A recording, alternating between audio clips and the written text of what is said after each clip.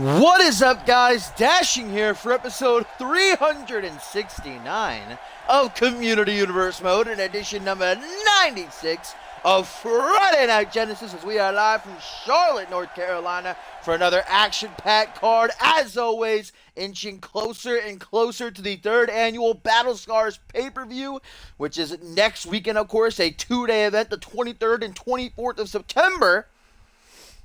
Of course, we still have a whole week to go after this, but tonight, guys, it is going to be one hell of a show.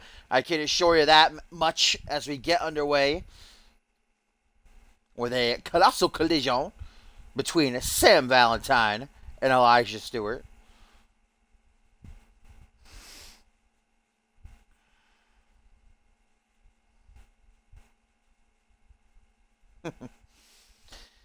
Indeed, guys, the show getting started with some singles action between the Dream and the Good Vibes Kid, and we are going to have some spectators ringside in the form of Furious Frank and Bob Luger. Of course, these four men will be involved in a fatal four-way ladder match at Battle Scars next weekend, the winner of which will become #1 contender for the Alpha World Championship heading into next season, heading into Season 5 to challenge whomever is the Alpha World Champion by that time. Of course, Ryan Kent will be defending his title against Cole Savage at the pay-per-view later on tonight. Kent in action in our main event as he goes one-on-one with Tim LaFay for the first time in a while. I'm very excited for that matchup. But indeed, it was last week Elijah Stewart scoring one of the biggest wins in his career, without a doubt, over Bob Luger, when Sam Valentine would ruin the celebration by beating him down brutally. I guess Valentine not liking the fact that he's kind of being swept under the rug. Everyone's talking about Elijah. Everyone's talking about Luger. Everyone's talking about Frank. Nobody's really keeping their eye on Sam. Nobody's voting for Sam. And I guess the Dream wanted to make sure that he wasn't being taken lightly. Now Valentine going to try to square up, if you will, to Stewart here as they go one-on-one, and we'll see if Frank or Luger cause any sort of disruptions ringside.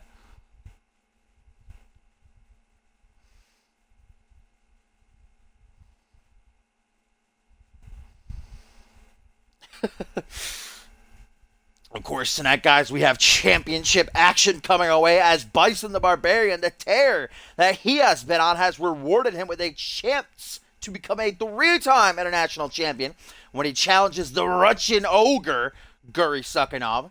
We got 6-man tag action coming our way as well when Rise battles Alistair Knox and the World Tag Team Champions, Zach Cage and Nick Blake. We know Sebastian Vachon and Murdoch will be challenging Blake and Cage for their championships at Battle Scars, and it has been confirmed that Sean Silva, the leader of the Voice of Rise, will be going one-on-one with the unsung hero, if you will, in Alistair Knox, who saved Cage and Blake from a beatdown at the hands of Rise a couple of weeks ago. We've also got the third matchup in the best-of-5 series between Chaos and Order and Imaginary Friends. Guys, tonight it is do or die for Chaos and Order. They are currently 0-2 against Imaginary Friends. If Danielson and Osborne win tonight's matchup, they will have a clean sweep. They will become #1 contenders. The brothers Audrey, Radar, and Namian need to win the last 3 matches in a row in order to defeat Imaginary Friends and get that World Tag Team title shot, the Genesis season finale. Of course, tonight it will be Tornado Tag, which means all 4 men will be active at the same time, as here comes the Dream, Sam Valentine. And there you see the alpha male, Furious Frank, kind of arms crossed. He doesn't care about Valentine. He's not out here to support Valentine. He's just out here to try to get to his opponent's minds. Yo, what up, Coghead? Welcome back, my friend.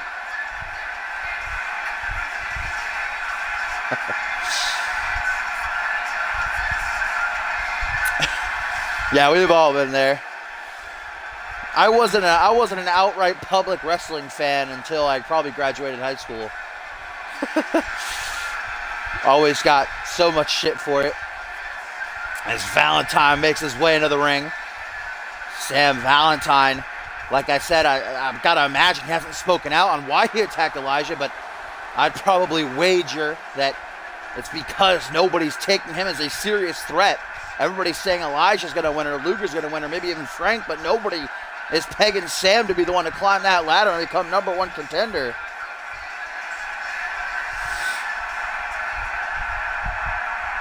If you would like me to download your call, Coghead, you have to join our website. !join in the chat will give you a link All you have to do is register, choose a username and a password, and then you become a part of the CMV universe. And I will download your cause. Here he comes, the Good Vibes Kid. Elijah Stewart.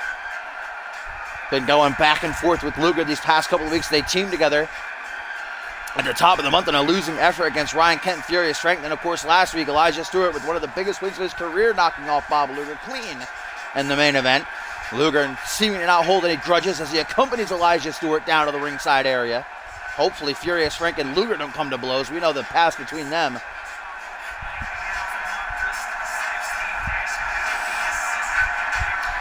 If you're already registered Coghead, then all you have to do is post your hashtags in the waiting list, which I'm sure Tim or somebody will post a link for you, if you will.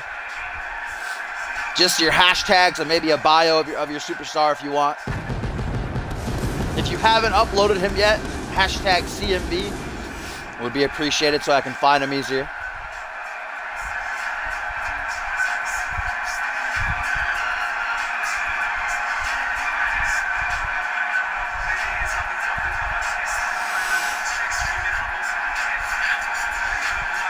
The Stewie's, of course, firmly behind Elijah Stewart as Valentine doesn't give Elijah any respect, refusing to leave the ring and give him some space. But here we go, guys. Sam Valentine, Elijah Stewart, one-on-one here to kick off Genesis number 96.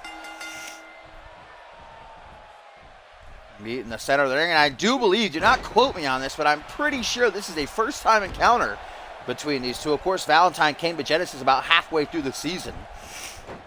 And since then, he's been extremely impressive. In fact, Sam Valentine started off his career here on Genesis, I'm pretty sure, with a victory over Bob Luger. He's got a chop block there from Elijah Stewart. Since then, Valentine's come close so many times, again and again, to becoming #1 contender. The Deadly Games tournament, that #1 contenders match he had against Kent, I think that was at Cause and Effect, or was that the pay-per-view before? Or Homecoming they fought in that #1 contenders match. Valentine brings Elijah to his feet. Nice sweep by the Good Vibes Kid and a stomp to the knee to follow through. Frank, obviously, no fan of Elijah Stewart. They've been in a bitter rivalry for a couple of months now. Culminated at Ascendance when Furious Frank defeated Elijah Stewart. Furious Frank pinned Elijah as well in that tag match a couple weeks ago.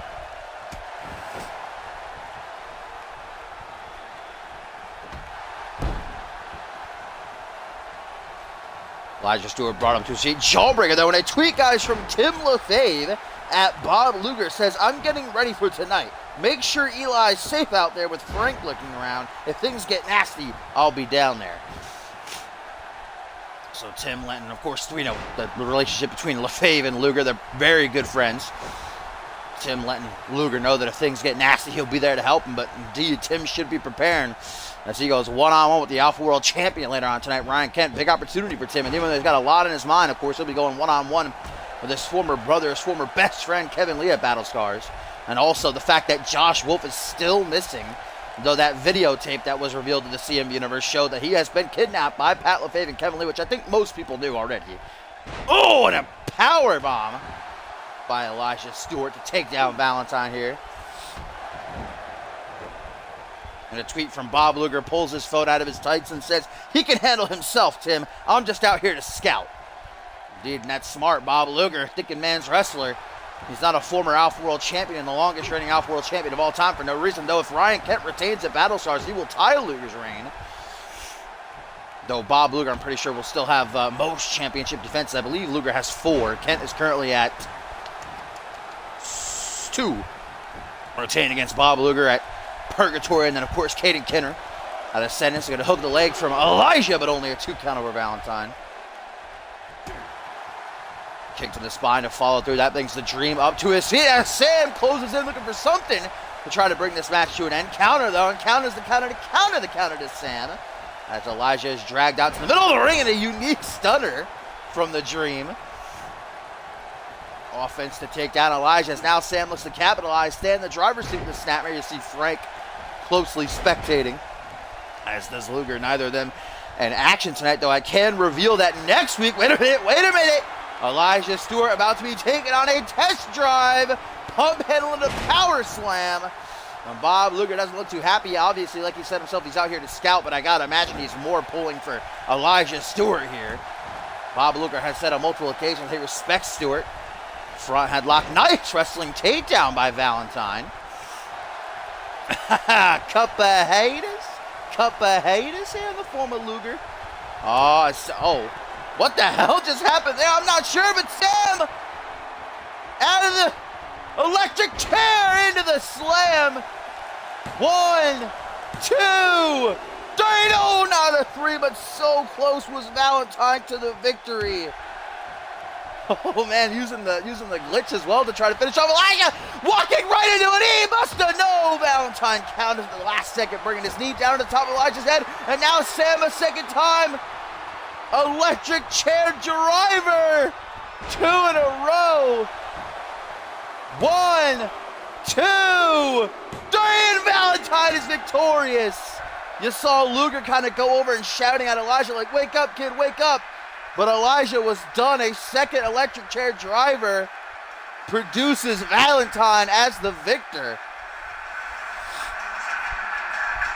And a big and much needed win for Sam after his loss to Cole Savage a couple of weeks ago. Needed the momentum heading into that #1 contenders ladder match.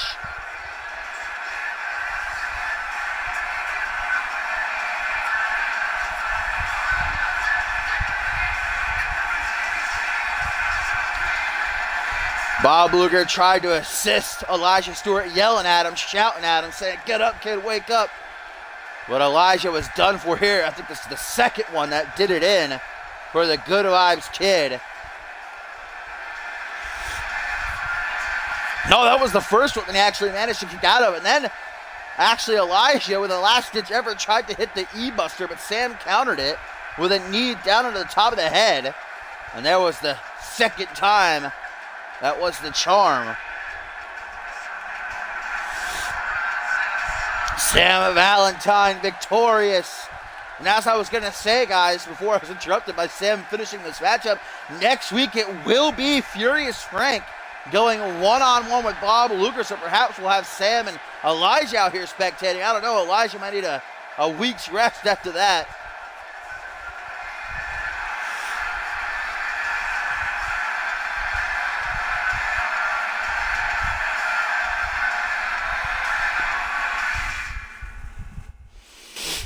As the action continues, my friends, we keep on rolling with some tag action coming our way, as we are going to see 2 of the 6 men who will be involved in the Money in the Bank ladder match at Battle Scars 3 for the Genesis brand.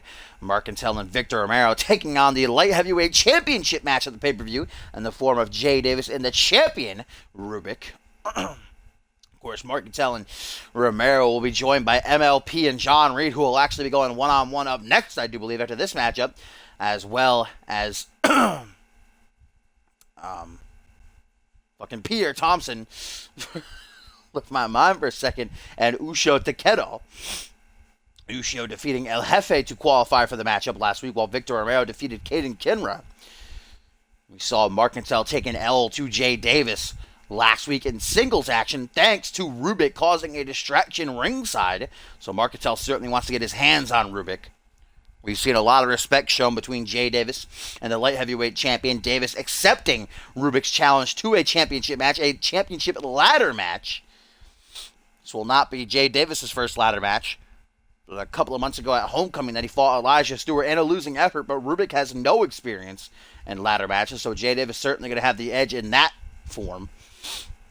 Rubik been champion now for 2 months. He, of course, captured the championship by defeating Bryce Hurt back at Purgatory, retained it against Bill Maverick at Ascendance. Of course, Jay Davis and Rubik went one-on-one at the top of the month, but unfortunately it went to a double countout, which led Rubik to issuing that challenge, making sure there's no countouts at Battle Scars in the ladder match. The first man to climb the ladder and yank down the title that will walk out as champion. Same goes for Mark Cantel, Romero, Peter Thompson, John Reed, MLP, and Uso Takedo will be the first man to climb the ladder and yank down the briefcase that becomes Mr. Money in the Bank. We know Jacob Ziegler over on Fusion currently holds the briefcase. He can cash in on any championship over on Fusion. The same will go to the winner of the Genesis Money in the Bank. Of course, the season is coming to a close. Only 3 episodes of Genesis following this one. Season finale Retaliation will be a Fusion exclusive pay-per-view, so Battle Scars is the final chance for the Superstars of Genesis to really, final hoo-ah, get themselves noticed and get a lot of momentum heading into the new season.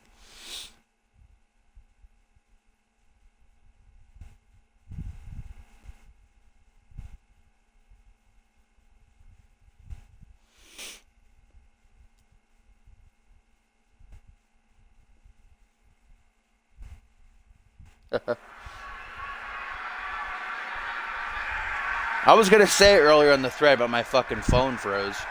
I know people usually say WWE games are so repetitive, they're basically the same thing year after year. And I guess I can see that, but I feel like NBA really is. What can they improve? It's literally guys throwing a ball into a hoop. I don't see what they can improve year after year, really. Besides story mode, I guess.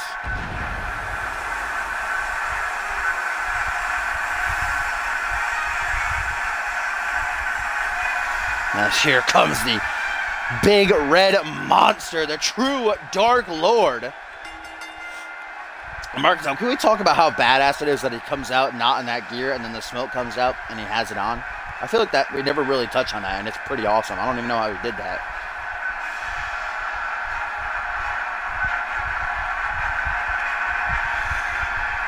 It's certainly going to be quite the alliance between Marcantel and Victor Romero, 2 of the biggest men in the Money in the Bank ladder match. Romero, height-wise, is the biggest man, but then, of course, you got Pierre Thompson, who brings that power game. Then you got John Reed, MLP, who got the speed. And then, of course, Usho Takedo, who's striking. I don't know if striking will really aid him that much in a ladder match type scenario, but I guess we'll find out. Yo, what up, Dynamic?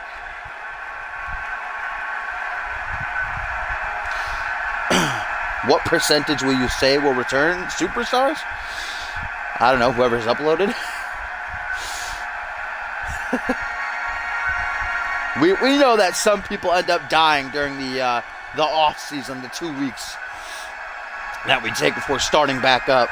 So it's whoever survives, whoever wants it, whoever wants to return and prove that they're the best.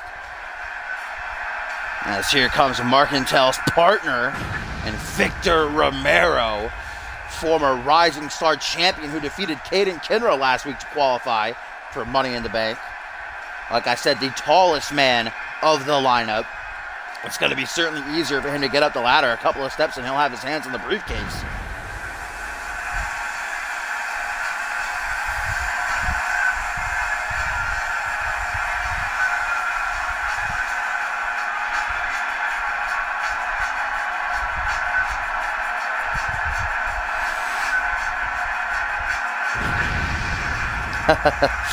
Indeed, that main event. We are looking forward to it. It's been a while. Tim Lefebvre and Ryan Kent one-on-one. And a non-title match, a big opportunity for Lefebvre and a much-needed win for Ryan Kent. Cole Savage proved that he can still tear it up in that ring with that win over Sam Valentine a couple of weeks ago. Kent going to try to reciprocate. You know, Kent's been talking, saying how it's unfair that Cole Savage, he's so old, Kent feels bad that he's going to have to tear apart, some geezer to retain his title, but Savage consistently showing that he's on par with Kent.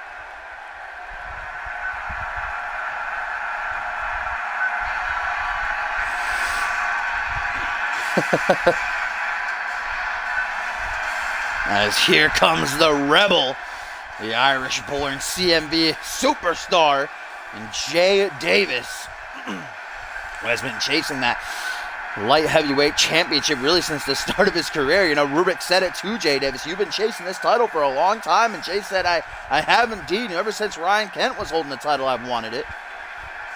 I do believe this is going to be Jay Davis's first ever real one-on-one shot. I think the only shot he had prior was in a gauntlet match at last year's Anarchy Rules, which I wouldn't really class as a one-on-one, because Kent had to go through Marcantel and Romero just not giving Jay Davis the ring. I wouldn't really classify a gauntlet as really a one-on-one, but this time Jay is going to get Rubik in that ring. It will be a ladder match, which means no pinfalls, no submissions, no countouts, no disqualifications. First man to climb the ladder. And as I touched on earlier, Davis does have experience in ladder matches, but Rubik does not.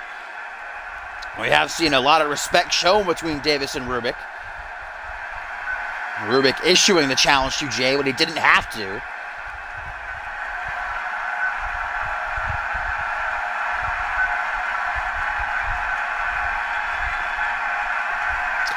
As the fans on their feet awaiting the arrival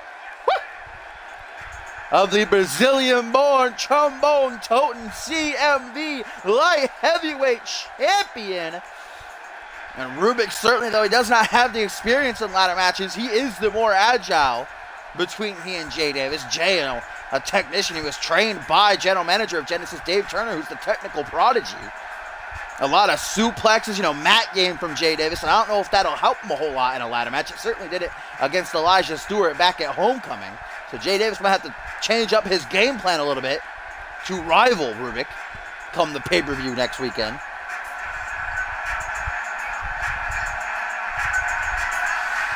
We don't talk about that, Alvius. How would I even know that? Oh yeah, he was in a Money in the Bank ladder match. I can't be expected to remember my history and Cops though. But yeah, Rubik was involved in a Money in the Bank ladder match over on Unmatched. I forgot about that. So he does have ladder match experience. As he kisses his trombone goodbye for the time being.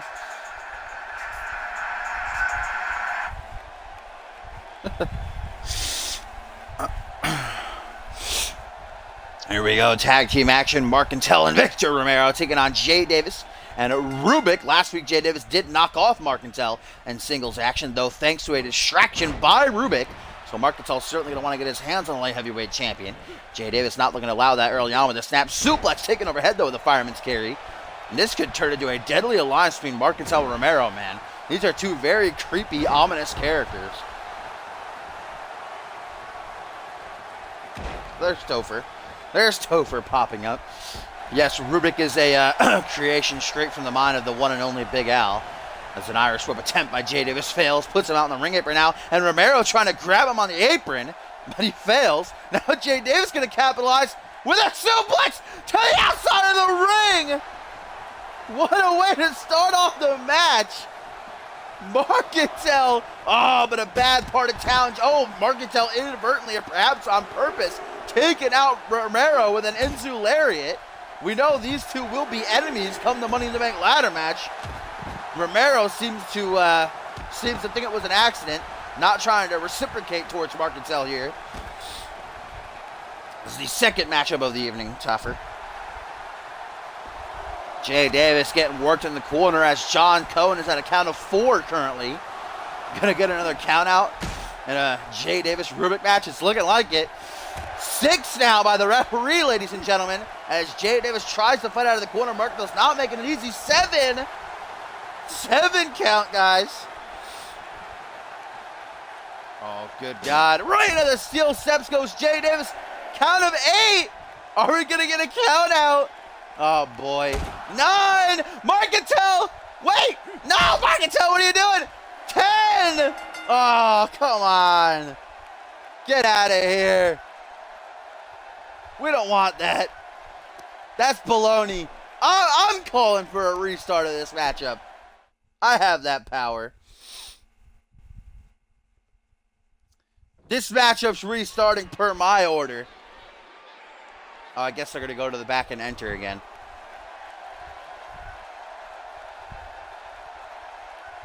Fucking Mark Cantel. No care for the referee's count.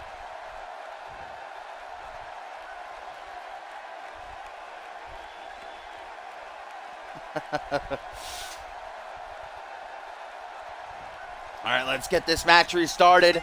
The superstars have been returned to their corners. Dave Turner giving me the power to restart matches. He trusts me, and I believe I made a good call. We don't want to see it end like that. We didn't get to see Rubik or Victor Romero in action. Mark Cantel just does not give a shit about the rules. He just wants to inflict pain as he takes Jay Davis into a gator roll, then transitions into a crossface. Yeah, what pay-per-view was it? I think it was Homecoming that we had 2 countouts in a row, and I allowed them. I think it was, no, you know what? Bryce Hurt got disqualified against El Jefe, and then Randy Borton, I think, won via countout against Afterlife or something like that. Jay Davis up to the top rope. Not a frequent flyer as Davis, but he'll do what he needs to. As Romero comes over, tries to disrupt him, and it pays off. Jay Davis tried to attempt a double axe handle, but Martel caught him with a punch to the gut. Romero took the fall for it as well. And there we go, a tag to the light heavyweight champion now. Martel, you know, fiending to get his hands on Rubik after Rubik cost him that matchup against Davis. Last week, beautiful Japanese arm drag by the Brazilian-born trombone-toting champion. Not able to grapple at Marketo. That's a mistake. Obviously, a severe size difference between these two. Taken overhead with a fisherman suplex, excuse me.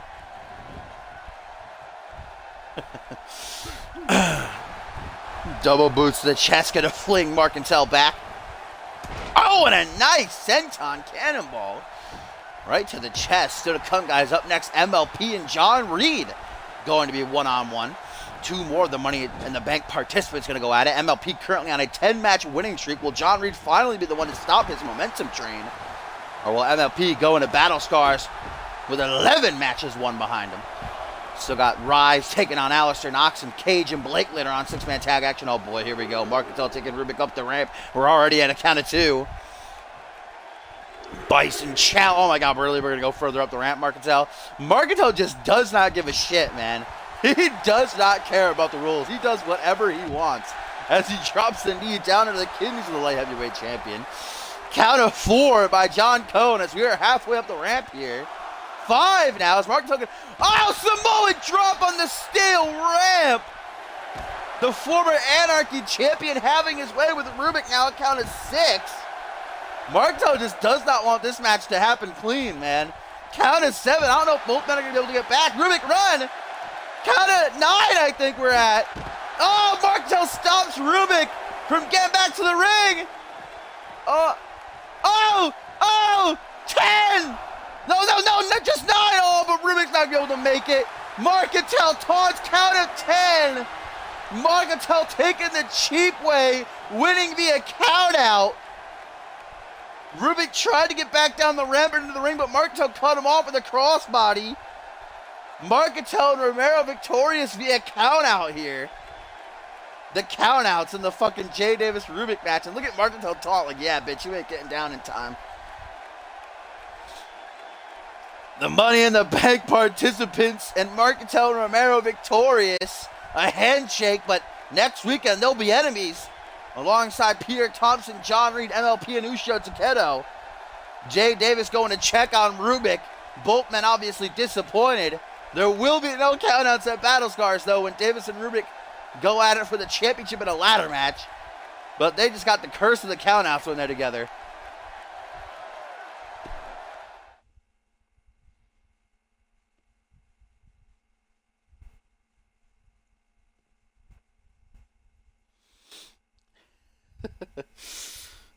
Also to come later on tonight, guys, Bison the Barbarian has been on a rampage, plowing through everybody that's put in front of him, as tonight he looks to make history and become the first ever 3-time international champion when he challenges the Russian ogre, Guri Sukhanov. It'll be Guri's first defense of the title since capturing the belt at Ascendance, defeating Peter Thompson. But up first, we have more Money in the Bank participants hitting the ring as MLP is going to take on John Reed. Both these men were involved in a triple threat match alongside Peter Thompson last week. MLP pinned Thompson to win that matchup, so Reed was not involved in the decision. Reed requesting a one-on-one match. He wants to end the streak that MLP has been on. 10 matches, MLP, with a whole lot of momentum behind him as he looks to make it 11, or will the Fallen Angel be the one to finally stop him dead in his tracks? Reed with a win over MLP here will get just a massive boost of momentum. That will just take all of MLP's wins and push him towards that Money in the Bank. And John Reed, certainly a fan favorite, I'd say. Probably of the entire lineup, I'd say probably John Reed is the fan favorite to be victorious. He's certainly a very well-rounded superstar. He's got the quickness to get up that ladder. He's got the strength. He's got the wrestling aptitude to go head-to-head with all of his 5 participants, his opponents.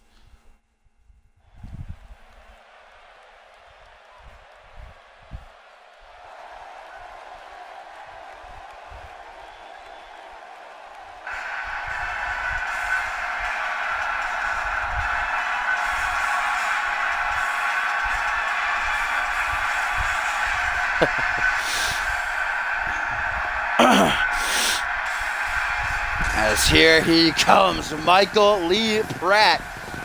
And I just can't express truly how incredibly impressed I am with this superstar.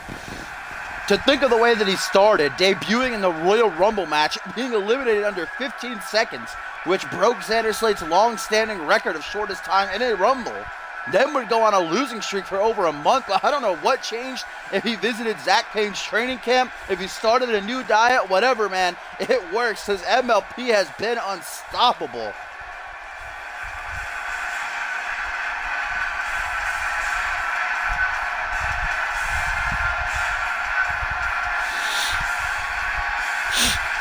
MLP certainly could very well be the future of Friday Night Genesis, especially if he is the man to climb the ladder and yank down that briefcase at Battle Scars. You know the winner, the man who has that briefcase in hand, will get to cash in at any time, anywhere for a world title opportunity for any title on the roster, but of course it's going to be the world title. It'll be the first time, whoever the winner is, whenever they decide to cash in, it'll be the first time ever that the Alpha World Championship has been cashed in on. Whoever's champion coming out of Battle Scars, whether it's still Ryan Kent, whether it's Cole Savage, they're going to have eyes in the back of their heads. With the season coming to a close, the Money in the Bank winner might be feeling like, hey, why not head into the next season as champion? Or perhaps they'll save it. I think the person to hold a Money in the Bank briefcase for the longest without cashing in was the first ever winner. And Xander Slate, who I think had the briefcase for 5 or 6 months before cashing in. Of course, shortest would be Dave Turner, who cashed it in the very next night after winning it. And we have had people who have won Money in the Bank and then failed to cash in. Sophia Gibson over on Ferocity, Sophia Crawford over on Ferocity, and then Nick Blake, of course, the last year's Money in the Bank winner.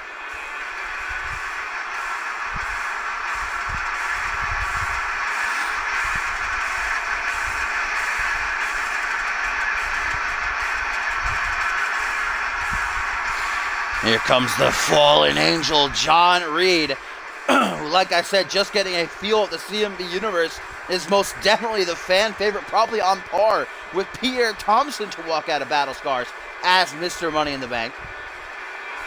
Reed is coming off that win over his brother, Caleb Reed, at Ascendance.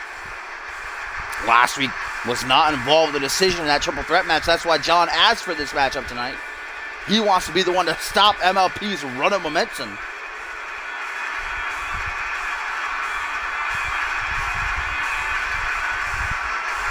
In hell.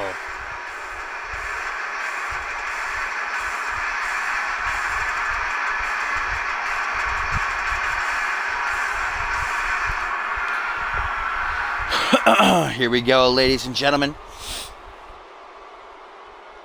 MLP. John Reed, a one-on-one. Referee rings the bell and we get underway as Reed explodes out of the gate. Going to catch a catchphrase for his troubles. As MLP immediately off the ropes.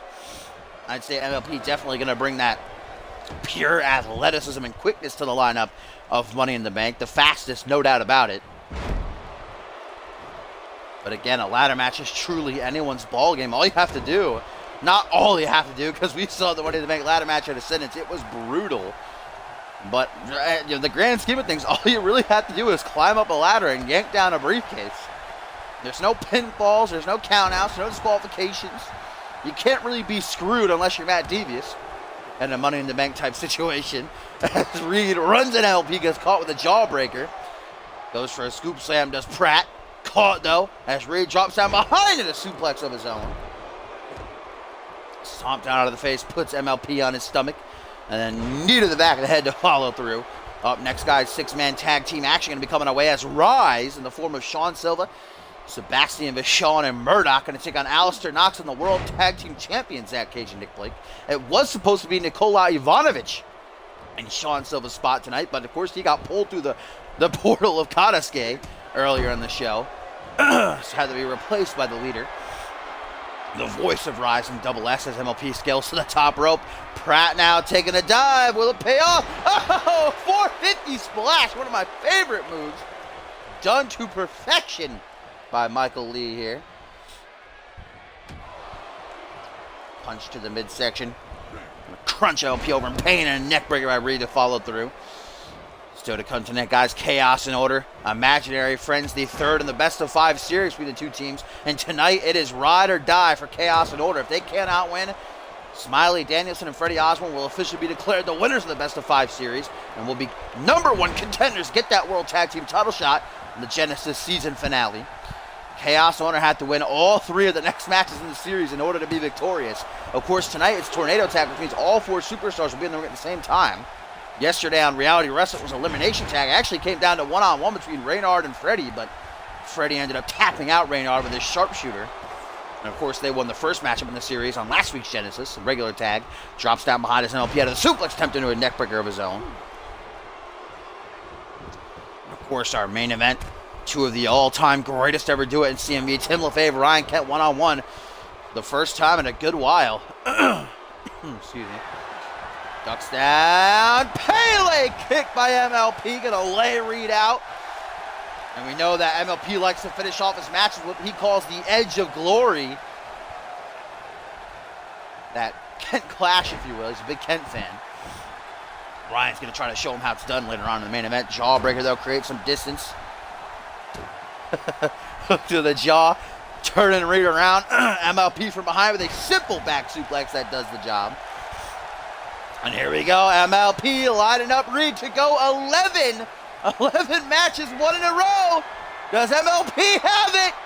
The Edge of Glory rolls him over into the pin.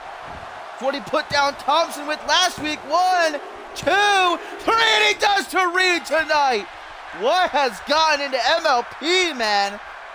This kid is amazing. 11 matches, 1 in a row now, and all the momentum in the world backing him up, heading into Money in the Bank.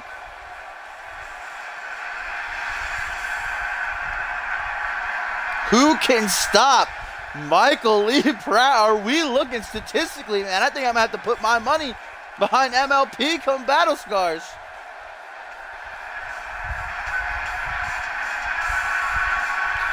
The Edge of Glory, I should say, does the Fallen Angel in.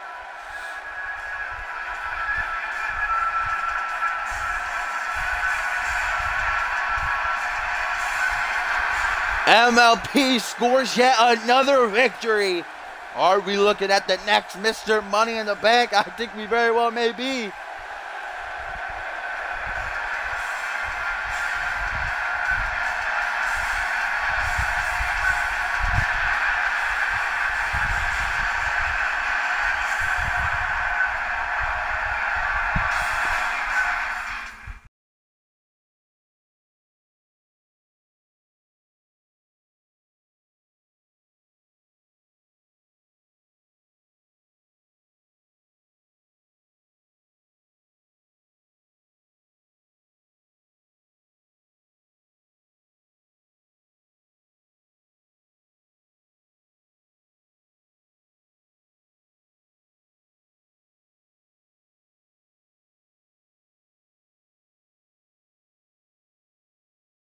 Just think of him as Michael Lee Pratt, obvious.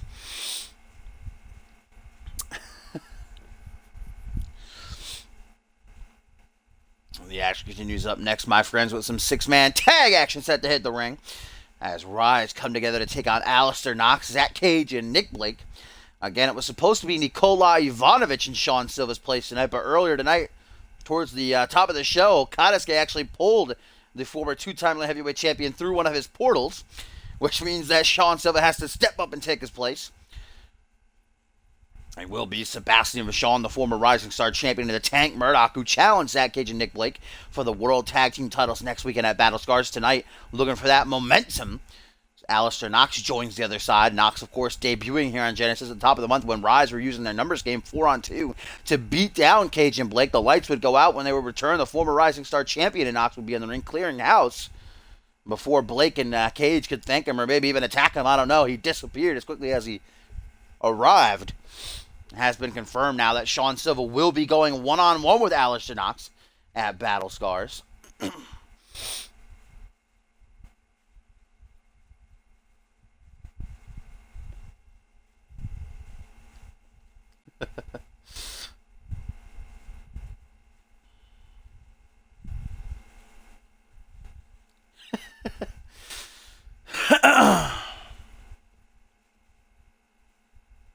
Gotta get a quick water.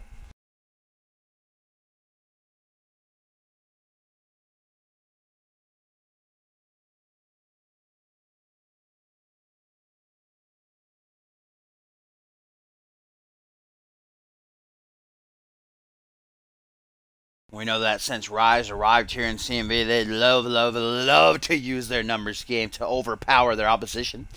Was back at Ascendance that they were matched against Webb, but Rise rose above and got the victory. I haven't seen Webb since then. Webb kind of tucking their tails, realizing that maybe Rise are the new big boys on the playground, that Webb's time is finally over. They tried to attempt to come back, and this villainous faction shut them down. I'm ugly and I'm proud. Sir, am I ugly? Not at all, boy. Love it.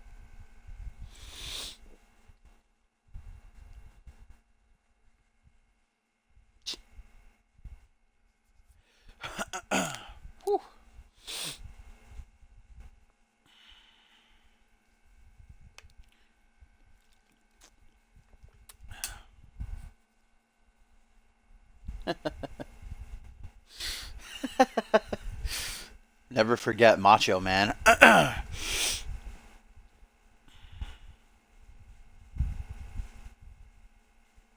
ID card identification. I assume that's probably what it's shortened down to, or from rather.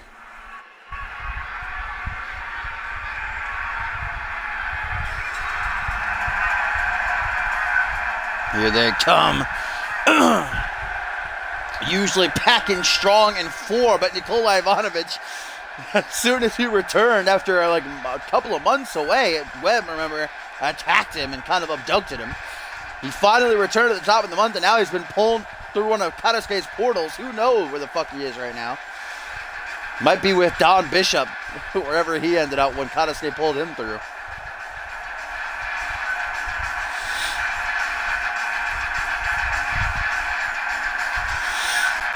Sean Silva leads his pack. The Frenchman, the Grenoble Nightmare, Sebastian Michon on the left, the Tank, the Monster Murdoch on the right. Those two men with a chance to become World Tag Team Champions next weekend at Battle Scars.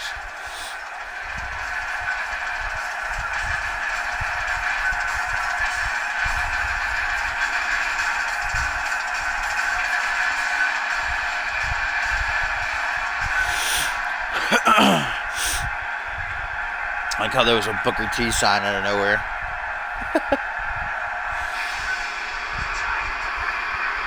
Oh, all right, Alistair Knox changing up the field in the arena real quick. Hashtag confirmed, being drafted next season, am I right, Token?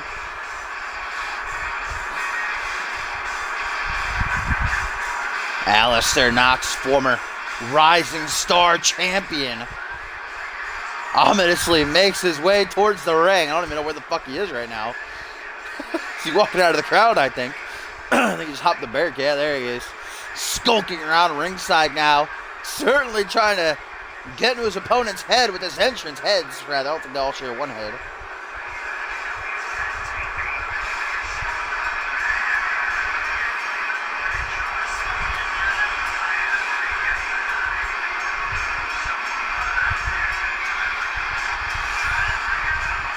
Alistair Knox not afraid to go face to face with Rise.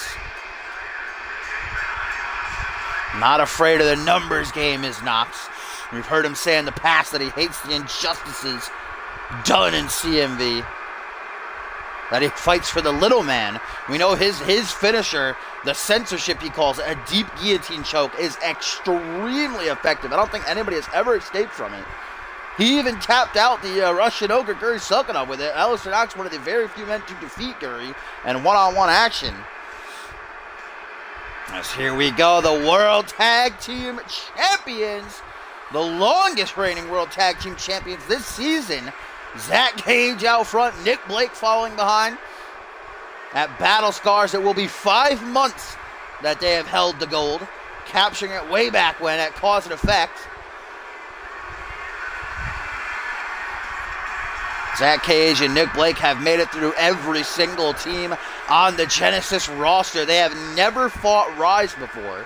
We'll get a little taste of it tonight, but at Battle Scars, it'll be a first-time 2-on-2 collision with the Golden Lion. Will Rise be the ones to finally dethrone these two seemingly unstoppable men?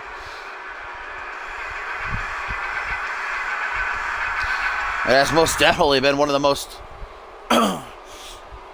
fortuitous seasons for Zach Cage.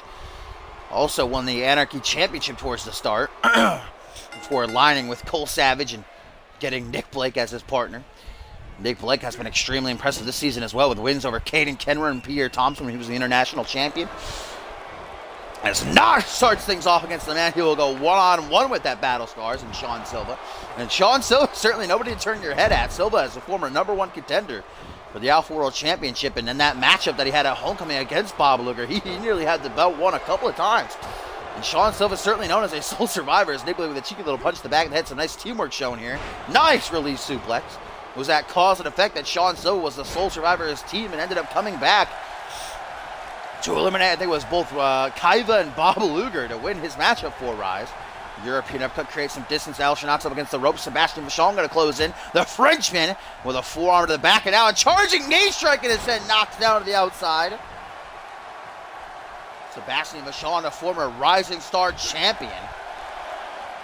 Grenoble Nightmare getting a kick to the side of the head as he rams Knox into the announcer's table. Now a pounce and some rights landing. You see Zach Cage obviously wanted to go down and help out Knox, but doesn't want to risk a disqualification here as Sebastian taunts and mocks Alistair. Charges him. Oh, but gets a knee right to the face for his troubles. Currently at a count of 4 here. Zach Cage and Nick Blake, man, on a winning streak a mile long. I don't remember the last time those two lost the matchup. It would be a shame if they ended up losing via a count out here, thanks to Knox. Or if it went to a draw, I think we're at a count of... Is that 8? That might even have been 9, but luckily Sebastian saves things. Sebastian now on the attack. Stomp to the midsection, a stomp to the chest to follow through.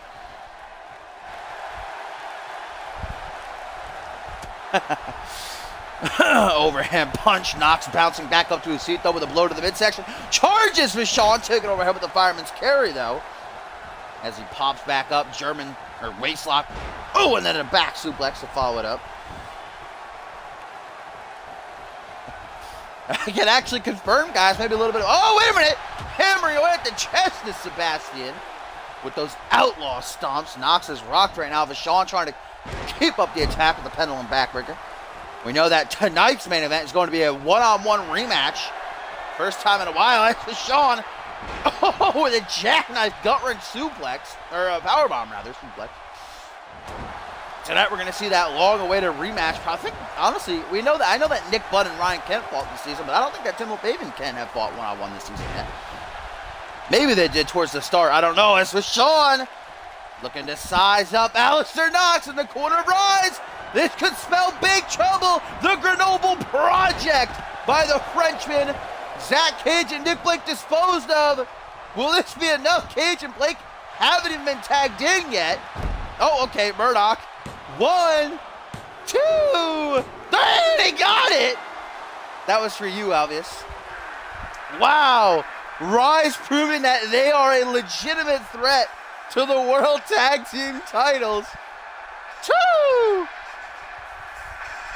That was the worst voice break ever, oh my god. Holy shit. Rise with a dominant victory. Murdoch didn't get any action. That's why he tried to attack the ref. But the Grenoble Project puts down Alistair Knox. I think that's the first time that Knox has ever been pinned. Zach Cage and Nick Blake not even getting any action, guys. And I think that they might be getting to realize that Rise are not to be taken lightly. They might be the biggest threat to their title reign by far.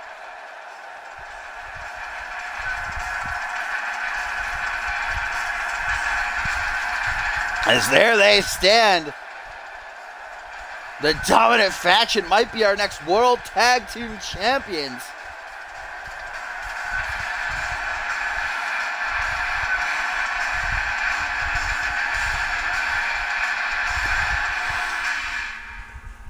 As up next, guys, we are... Oh, what? Oh, guys, I'm getting word that something is going down in the backstage area. We're trying to get cameras on the scene as quickly as possible. Up next, we're supposed to be seeing Bison challenge Guri Sukhanov for the International Championship, but it seems that Duo Maxwell has something to say about that. As Bison was making his way to the gorilla position, Duo Maxwell apparently cut him off. Oh, we got to get cameras there quick. Come on, come on, come on. Where are these cameras? We got the slowest cameramen in the world. They always slack and get into the backstage area. We never got altercations going down. Oh, we know this bitter rivalry that's been going on between Duo Maxwell and Bison for months now. We thought it was finally over after Bison defeated Maxwell in that steel cage match last week, but apparently the God of Death is not letting it up that easy. Bison, supposed to be trying to become the first ever 3-time international champion here up next when he challenges Guri, but come on, cameraman, where are you? Here we go, cameraman. Arriving on the scene, let's see what's going down.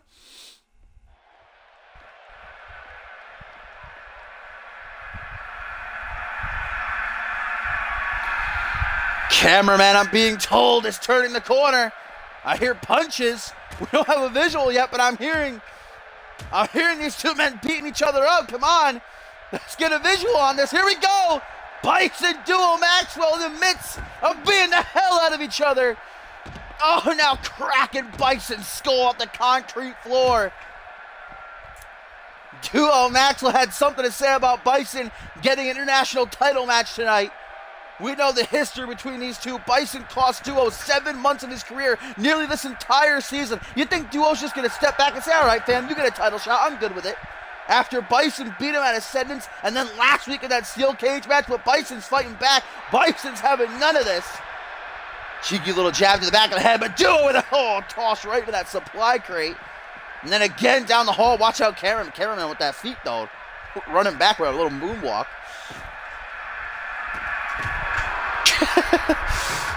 I don't know who looks like Roman Reigns in CMV. We'll say that's who it is. Getting interviewed down there. Don't even give a shit about this backstage brawl. That's I don't know how that trash can just got dented. These two men are just so powerful that they just cause destruction all around them. Dominator by Bison. Duo has not been able to get an edge over Bison in the ring. He's trying to backstage, but it's not going his way here either. Oh, now an Irish whip. Oh, right into the door hinge. Oh, shoulder first. Maxwell's not done with his assault. Misses a kick. Coming up from behind now. What is this? Bison counters a suplex attempt into a crossbody. Oh, no. Duo might be in for a world of pain. Thrown right into the door hinge. A little bit of payback. Tit for tat. Drops the elbow now down to the chest. And guys, I am receiving word that the Bison Guri Sukhanov match has been scrapped, going to a no contest, which means Guri Sukhanov will not be defending his championship tonight. Trying to get some security back here, but we don't know where. This pretty big arena here in Charlottesville. We don't know where it's going down. I think we're actually in the gorilla position now, so pretty obvious. Get some security. The slowest cameramen in the world, the worst security men in the world here in CMV. These two are beating the hell out of each other in the gorilla right now. Oh, flapjack! I think Bison just hit off of the roof. I think he just smacked the back of his head right off the fucking roof of this room, man. That was nasty. As Bison, is in big trouble. Duo Maxwell gonna go for the crucifix. Bison gets out of it. Bison wiggles free, and now Duo thrown right out of the door. Oh, into the wall, knocking boxes all over the place. Oh boy, Duo brought up to his feet. Right into the door he goes. Chest first. And now look at this. Dominator a second time, but Bison's not done. He wants to teach Duo a lesson. Duo costing Bison International Championship match tonight. The Barbarian has to be livid, but look at this! Military press power slam. Where is security? Good God. The general manager's off. Dave Turner's literally right down the hall. How is he not hearing this commotion? My phone just with a random update out of nowhere right now. Please chill. Front headlock by the God of Death as he picks up the original beast of CMV. Oh my God, shin breaker. I thought he was going to drop him into the trash can. That would have been pretty dope. Oh, Duo. Jack, no, wait. Last ride power bomb. Oh my God. Duo is still not done. Are you kidding me? How is he still not done? Trying to inflict even more pain. These two are just intent on ending one another's careers after all they've been through. Duo slamming Bison head first off the supply crate. Oh, Duo tried this earlier. He tried to finish things, but Bison countered. Here we go a second time. The God of Death with the crucifix. Oh my God, throwing him into the boxes. Dear God. Holy shit. That was awesome. Oh my God, Bison murdered with a toss crucifix powerbomb as security and the paramedics finally arrive on the scene.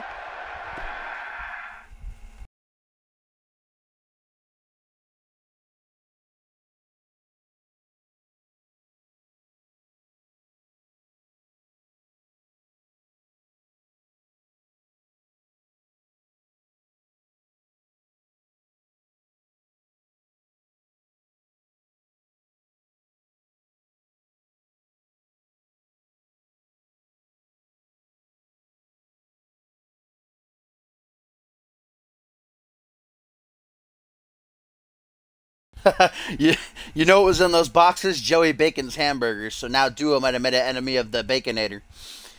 Big Ham gonna be pissed.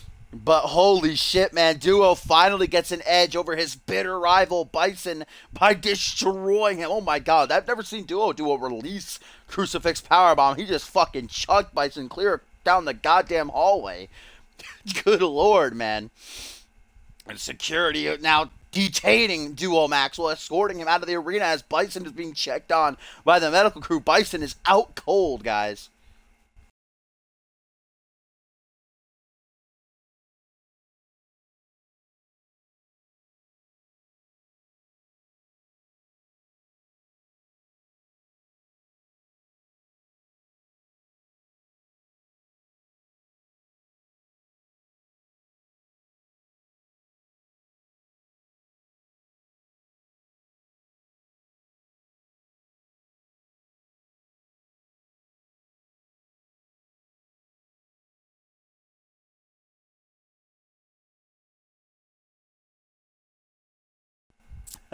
A tweet, guys, from Jacob Ziegler. Mr. Money in the Bank says, casually riding my noble stallion backstage here, seen Britt as well on a donkey, and two crazed masked morons came charging past and knocked me off. What the hell, man? What's Ziegler doing on Genesis, just riding his stallion around? That he got on Fusion, of course, from Schmitty. Just from casually riding it around here on Genesis, I guess maybe showing it off.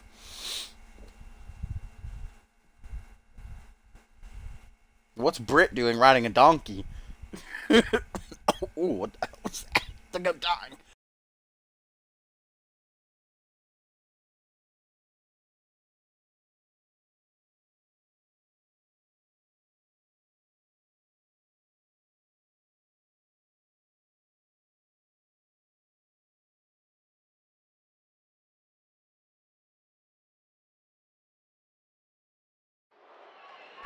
Here we go, guys. It is co-main event time.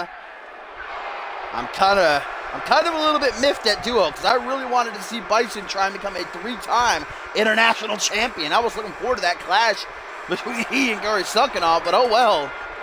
What's going to come of this now? Maybe a rematch set for Battle Scars, but I don't know, guys. It seems like Duo is in town, just not allowing Bison to do anything.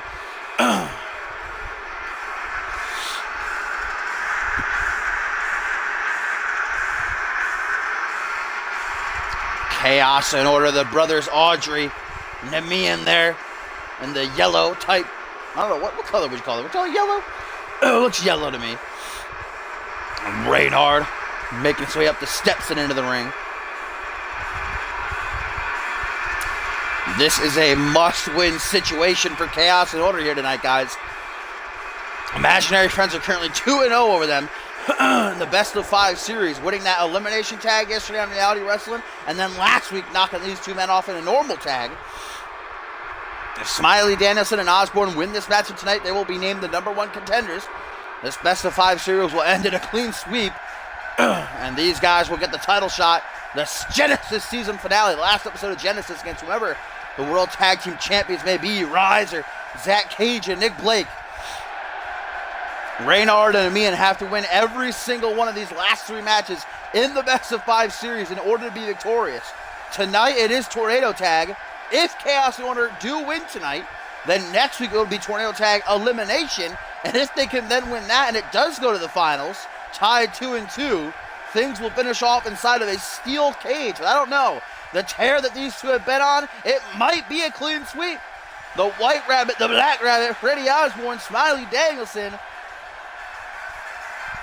been dominating Chaos and Order as of late. We know how competitive these two teams are. Races, ping pong tournaments, skateboarding, video games. They've been challenging each other in everything. They finally said, hey, let's do it in the ring. Best-of-5 series. And thus far, the Imaginary Friends have been whooping that ass.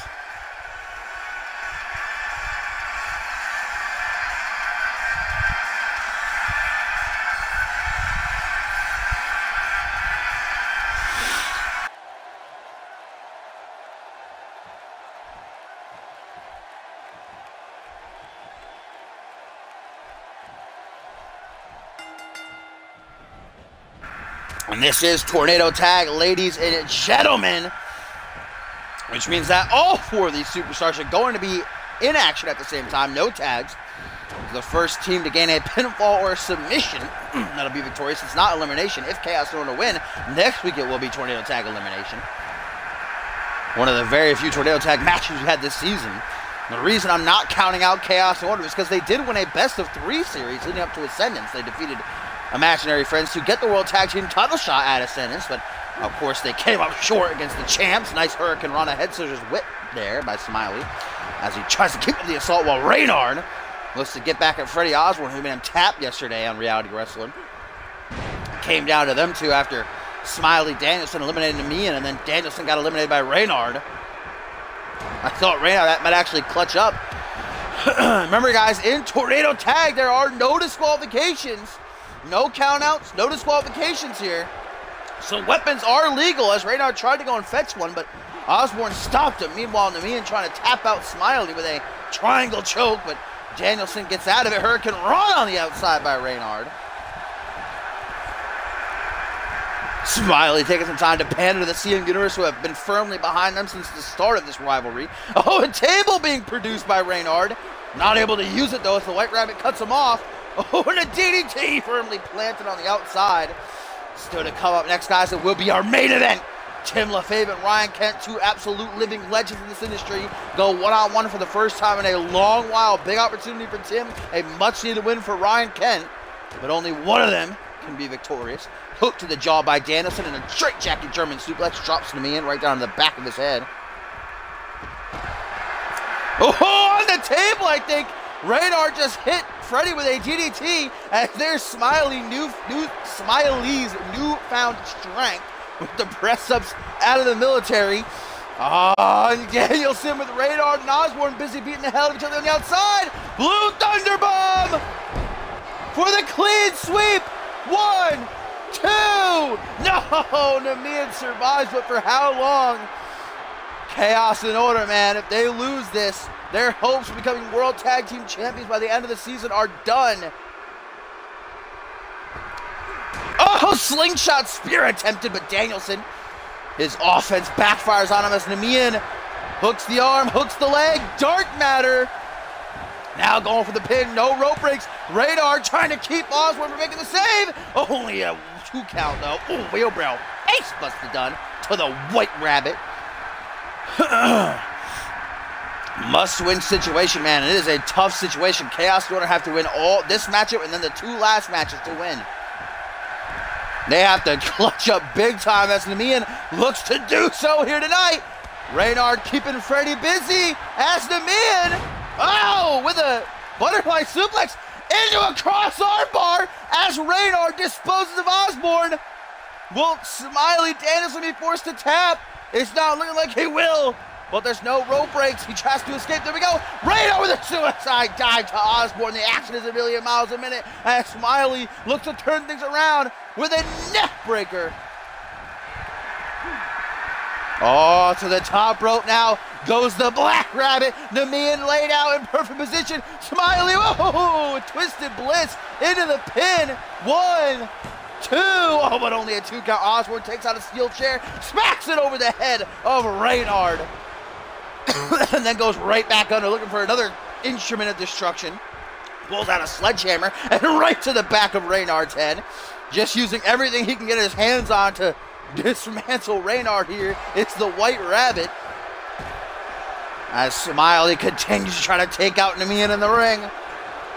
What's in here? Blackjack by Smiley. Really set Namian clear out of the ring. Trip up though. Namian back up to his feet. The more agile Audrey brother trying to mount a comeback here against Danielson. Couple of clotheslines. Ducks Smiley's clothesline attempt off the ropes now. He rebounds into a tilt-a-whirl single knee backbreaker. Just realized my TV was unmuted that whole time. Rip. Oh, Reynard continuing to stomp away at Osborne on the outside. This is Namian's chance. Dark Matter number 2. 1, 2. But still only a 2 count. Kick to the back only awakens the spirit deep inside of Smiley with the Blue Thunder Bomb. 1, 2, 3, and the Imaginary Friends get the clean sweep and are the #1 contenders to the World Tag Team titles. Chaos and Order might have to rethink their strategy because Imaginary Friends had their number. Clean sweep, 3-0. Imaginary Friends get the World Tag Team title shot on the Genesis season finale. Whether it's Rise, whether it's Zach Cage and Nick Blake, Imaginary Friends going to have the chance to seal the season and become World Tag Team champions.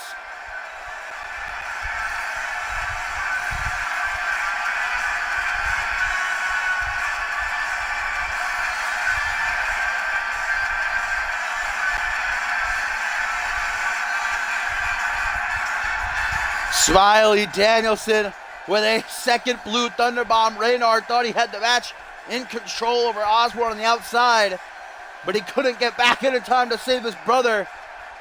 And these two men are the #1 contenders. Clean sweep in CMV's only second ever best of 5 series. It goes 3-0. Congratulations. Now the question is, will it be Rise or will it be Zach Cage and Nick Blake that awaits these two come the season finale?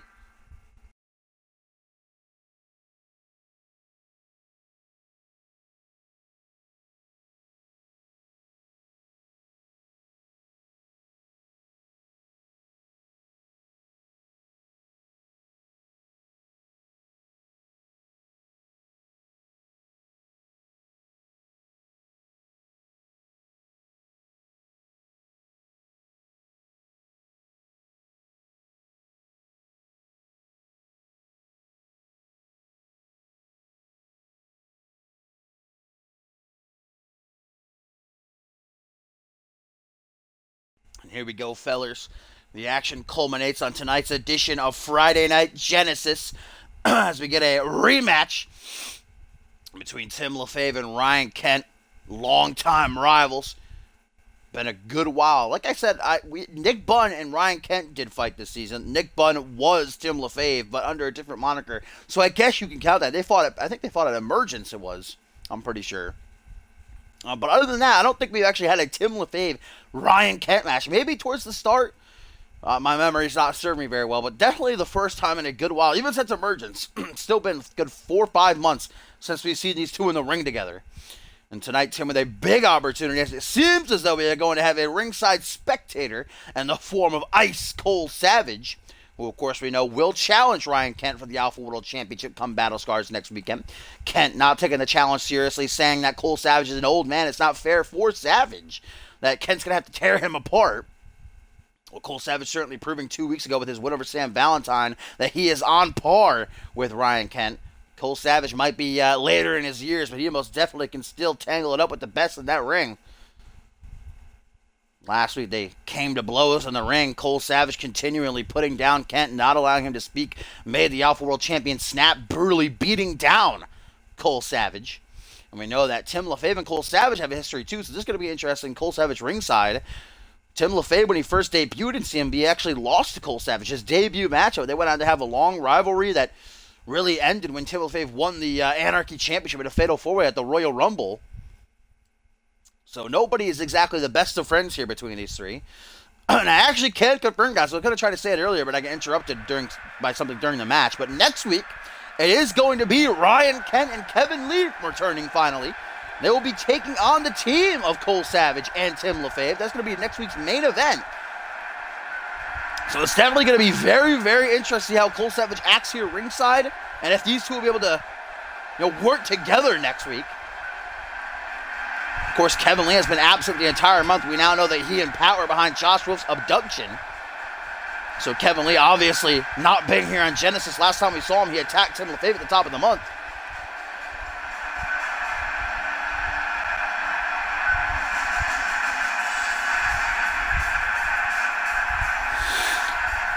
Here he comes, Cole Savage, slowly walking down behind him as the good guy himself, baby. Timmy Boy, the Timster, the first ever Alpha World Champion, makes his way into the ring. The accolades between these two men probably make a book out of it. Let's try to run down it. For Tim LaFave, he is a former Anarchy Champion, two-time Anarchy Champion, two-time Tag Team Champion, two-time International Champion, first ever Alpha World Champion. As he definitely looks ready. We've seen a new side of Tim LaFave ever since he defeated his father at Ascendant. He's really been reborn, the Tim LaFave of old, if you will. Now the accolades will continue as this man, the most decorated champion in CMV history, makes his way out of the stage, forcing Tim LaFave to wait, making him anxious. But here we go. The fire starter, Ryan motherfucking Kent, the current Alpha World Champion, arrives, baby. A former unmatched world champion, Anarchy champion, Money in the Bank winner, undisputed champion, world tag team champion, international champion, light heavyweight champion.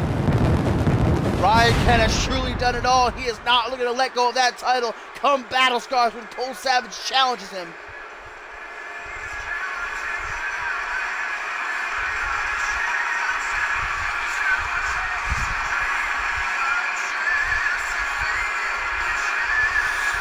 Ryan Kent, Tim LaFave, these two men know each other so well. Former friends, former allies turned rivals.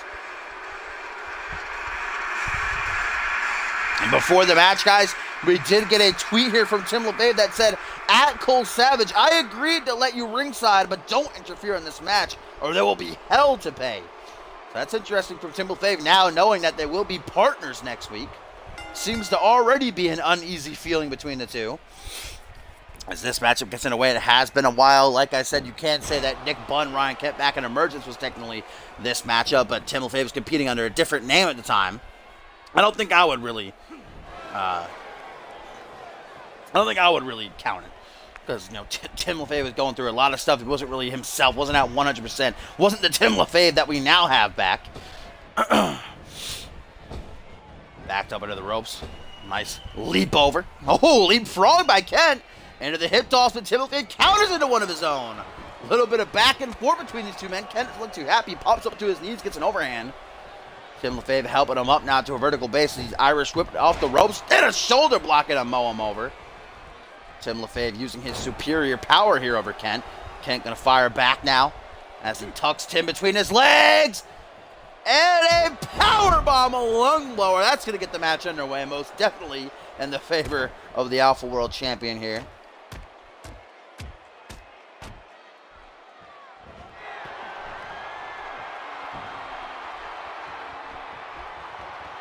Ryan Kent up to the top rope.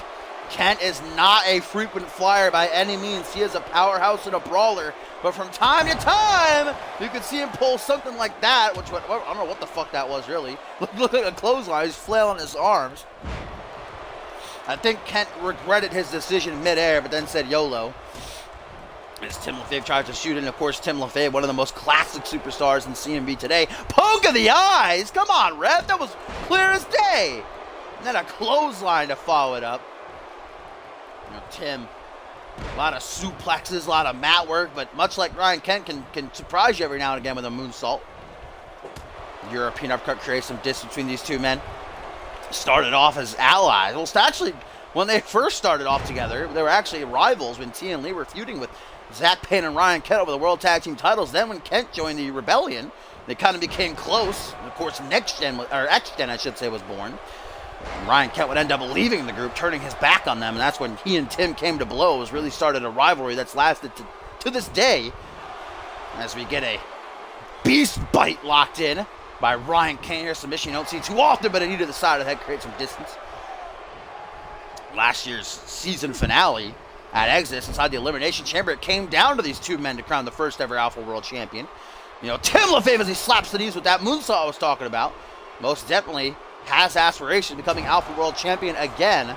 Just got to get past this whole thing with his father and Kevin Lee at Battle Scars. Hopefully looks to put it behind him by defeating Lee. Come the pay-per-view single knee facebreaker. Vintage Kent lays out the good guy. And now look at Kent, cocky as all hell. Like it ain't no thing but a chicken wing. But Tim LaFave most definitely is nothing to scoff at. Back up, but there you go, giving Tim too much time. Jawbreaker, little retaliate, creates distance. Now Kent closes in. Tim LaFave tucked between the legs, up into the air. Kent gonna show MLP how it's done with the Kent Clash. Rolls him over into the pin. Will that be enough? But look at that! Cole Savage, against the wishes of Tim LaFave, gets involved. Kent very well could have finished right there. Tim said, I don't want you getting involved. I don't want you interfering, even if it's in my benefit. But Tim's going to use the opening as he tries to rally there with his comeback. Nice scoop slam to finish it off and string it all together. Cole Savage barking up the wrong tree. Him and Tim are going to be partners next week. It's not a good idea to get Tim on his bad side. But Savage, of course, doesn't really care about that. His end game is Ryan Kent in the Alpha World Championship. Whatever Savage can do to get into Kent's head before the pay-per-view, he's going to do it. As Kent now circles, double boost to the chest, going to fling the fire starter back. And Tim, look at that, right towards Cole Savage, says, I told you not to get involved. Now we get an elbow to the lower back. Tim LaFave doesn't like it, but he's definitely going to take advantage here. Elbow to the thigh to follow it up, that devastating maneuver. So now he flops him onto his stomach.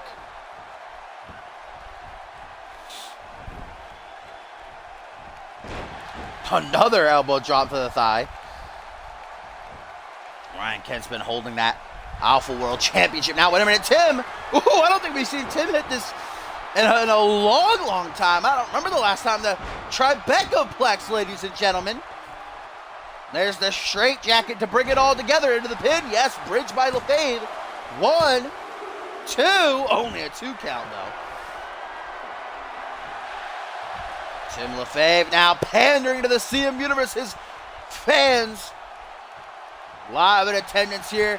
Firmly behind him as LaFave now lines up his shot. A maneuver that Kent has felt many a times. Does not want to feel it again. Countering the Coney Island Cyclone into a back suplex as Cole Savage cringes at the sight. And now Kent gonna give it another go. Hopefully Savage will not interfere this time. Kent Clash version. Oh! Pop-up Kent Clash by the champion. Into the pin. Uno. Dos! Only dos, though. Tim getting out his own regard this time as he gets right back to his seat, possibly out of instincts. I don't think he would have gotten up that quickly otherwise. Ryan Kent trying to keep up the assault. Look at telling Tim this is all you got. I thought I was going to get a tougher challenge here. Kent been reigning as the Alpha World Champion now for 3 months come Battle Scars. He'll be holding the championship, which will tie Bob Luger's record for longest reigning champion. Kent has 2 successful retentions against Bob Luger at Purgatory, and Caden Kenner at Ascendance as Tim hooks the leg here, trying to finish, but only a 2 count. Bob Luger, I do believe, has 3 or 4, so if Kent does retain against Cole Savage at Battle Scars, that'll probably tie Luger's retention list as well, most retentions. But I think Luger might have 4. I might be wrong, though. I'll have to take a look at the record book.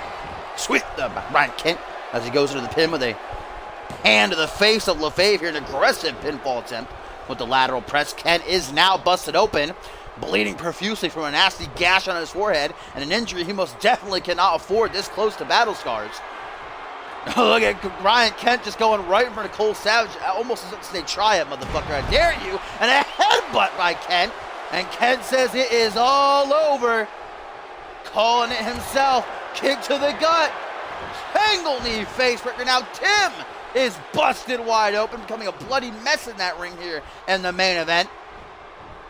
Cole Savage doesn't seem too bothered about the outcome. I think he'd obviously much rather see Kent lose. That's not good momentum for the champion, but if Tim took the L as well, I don't think Savage would lose sleep over it. Oh, Wrigley! Oh! Tim LaFave just gouged the cut! And now a Long Island Slam! Tim with a little bit of dirty heel tactics there, kinda.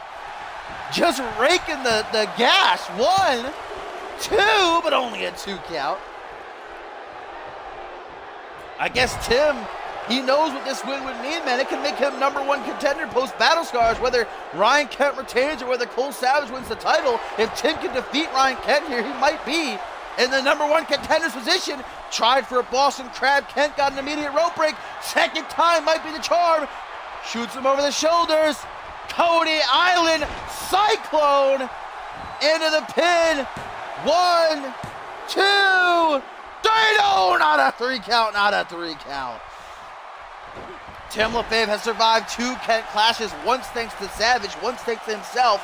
And now Kent able to kick out of a Coney Island Cyclone, desperate now as the champion. A 3rd Kent clash. Rolls him over. 1, 2, 3, and Ryan Kent is victorious after a great match. Cole Savage not looking too happy. That is not good momentum for Tim LaFave heading into his battle with Kevin Lee at Battle Scars, but for Kent, this is a great win. Next week, it will be Ryan Kent and Kevin Lee taking on Cole Savage and Tim LaFave tag action in the main event. How are Tim and Savage going to work together? We saw a lot of animosity during this matchup. Tim LaFave told Cole Savage not to interfere, and he did. We saw Tim rather get angry about that during the match. There's the 3rd and final Kent clash that did old Timmy Boy in.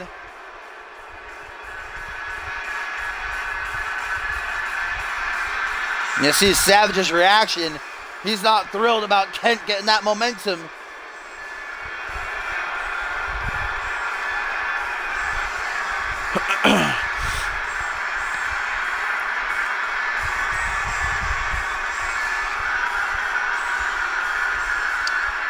Great matchup here in the main event. Ryan Kent prevails over Tim LaFave, despite Cole Savage's distraction attempts.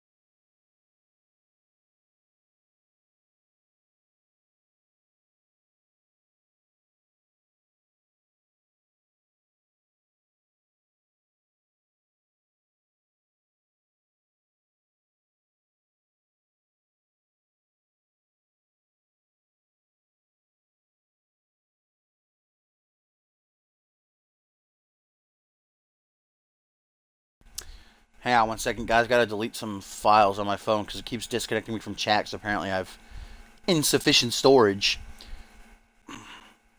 Cop keeps messaging me on Facebook. But what if I said a winner match, Topher? But don't do any winner stuff right now because I can't see the chat. How do I delete shit on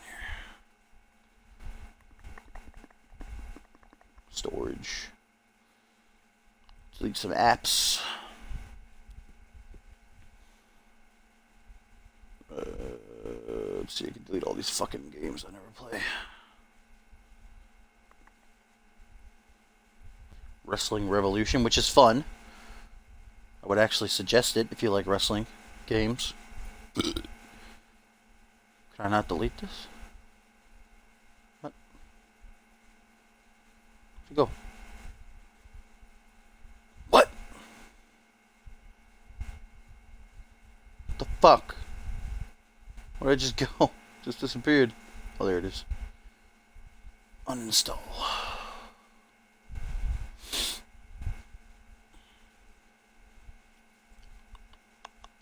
Let's see. Delete ways. I don't need that shit.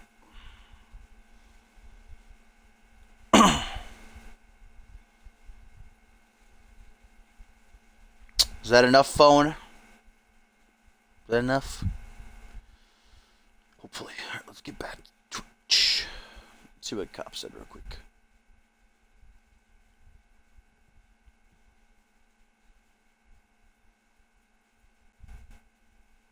Stop being a slimy rat. I see you. Well, Batman sees you, bitch.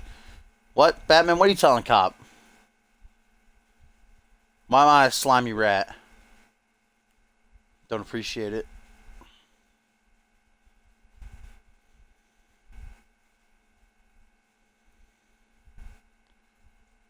Twitch takes forever to fucking load.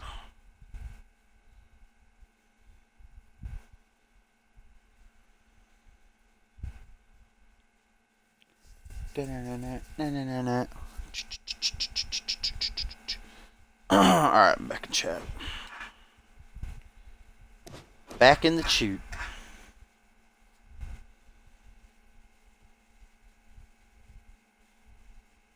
Really, Batman? Did you go run and tell Cop that I was gonna take Dom Bishop? What am I doing? Oh yeah, gotta get the winner. Alright, let's see. Alright, Tim, you get to choose the match type. 1-on-1, 2-on-2, triple threat, or fatal 4-way.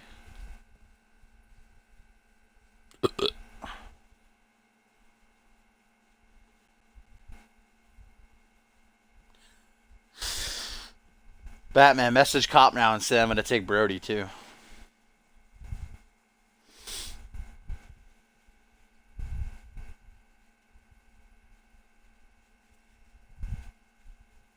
Tim!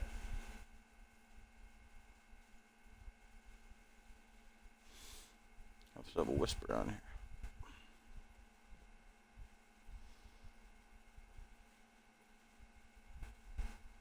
Alright, rip Tim. Yeah, there you go, Topher. You can pick the match type.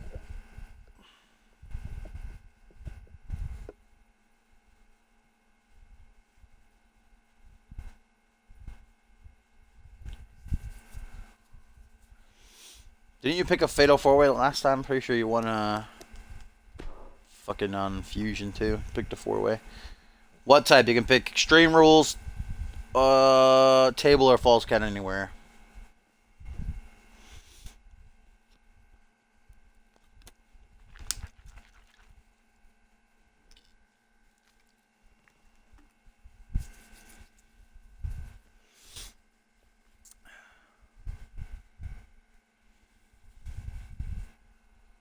Extreme.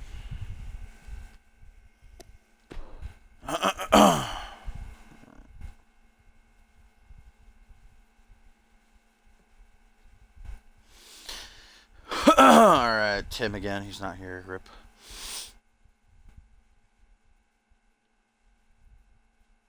Alright, Cog. Whoever you know on the roster, my friend, you can throw out a name. Batman, you get to choose someone. My winner not working. Rip.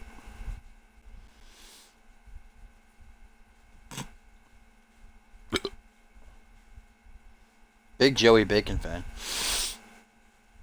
Alright, there's not enough people in here. So let's see. Batman choosing someone. Kyle can't choose Joey Bacon. Alvius, you still in here? You can choose someone. Borton, are you still in here? You can choose someone.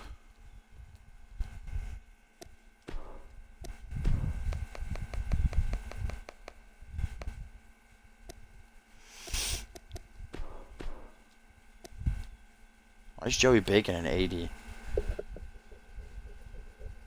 Huh. I don't know why Joey Bacon's an 80. Hold up, because I know Topher's already going to give me some stuff about this. Let me go in Universe real quick. Because he should not be an 80.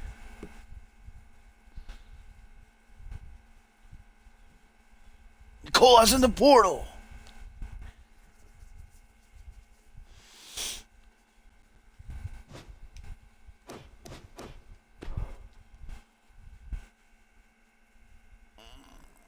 Alright, Rubik. Oh, Batman still didn't pick anyone. Maybe he'll pick someone for you, Flashy.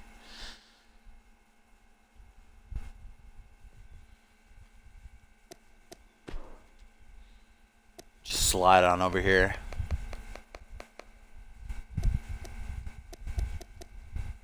He's an 80. Why is he an 80?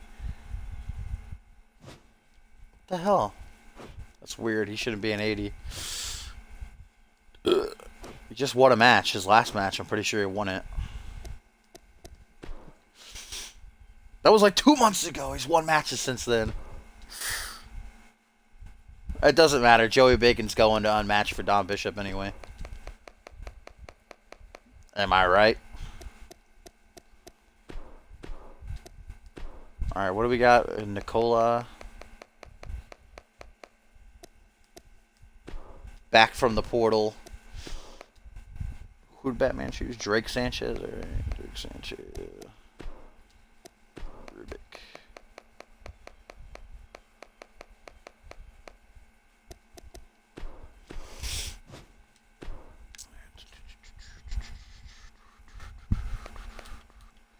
Isn't Gavin Extreme fat though? Isn't that Don Bishop's partner? Just do NGW again. Is it? Baby. Keep entrances off.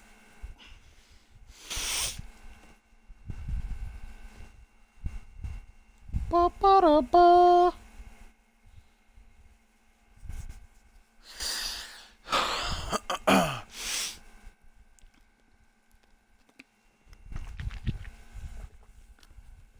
Little Rubik.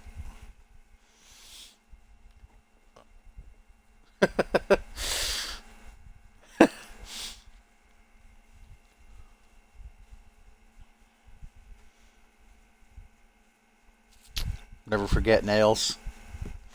The legend.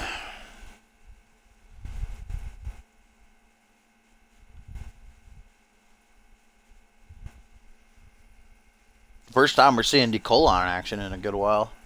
Former two-time light heavyweight champion. Maybe the winner of a Rubik elevate himself up the rankings.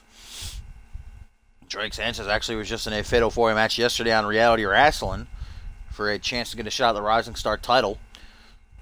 Wasn't involved in the decision, so an opportunity for him to bounce back here.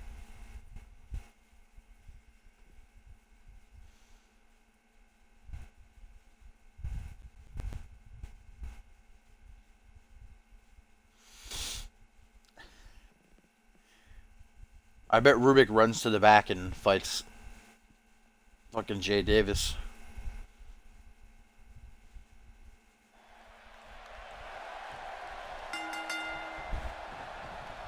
The ring bell dangs. Of course, Joey Bacon goes right for Rubik. Joey Bacon loves picking on the light heavyweights. Remember when he challenged Bryce Hurt for the championship via a loophole? As now he goes for the Brazilian-born trombone-toting champion. Meanwhile, Nikola Ivanovic in action for the first time in a good couple of months. He was supposed to be on Genesis in that six-man, but remember he got pulled through Kanosuke's portal. I don't know how he found his way out. Much like Don Bishop, he probably just appeared somewhere. Kanosuke made him reflect on his career. While Drake Sanchez getting into that Fatal 4-Way vibe. The Fatal 4-Way master with a spine buster as Rubik just being treated as a punching bag at the hands of Bacon on the outside, that stalling suplex.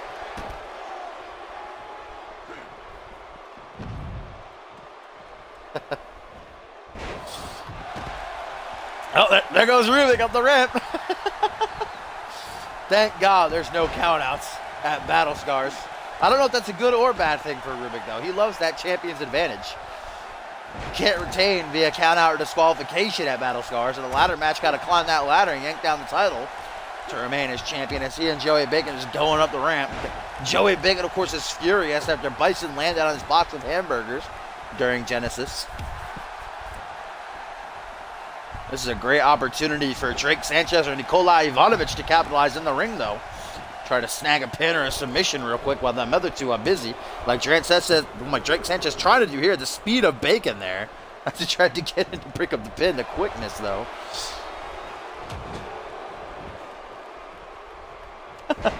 Oh, range by Rubik to Ivanovic, the former two-time light heavyweight champion.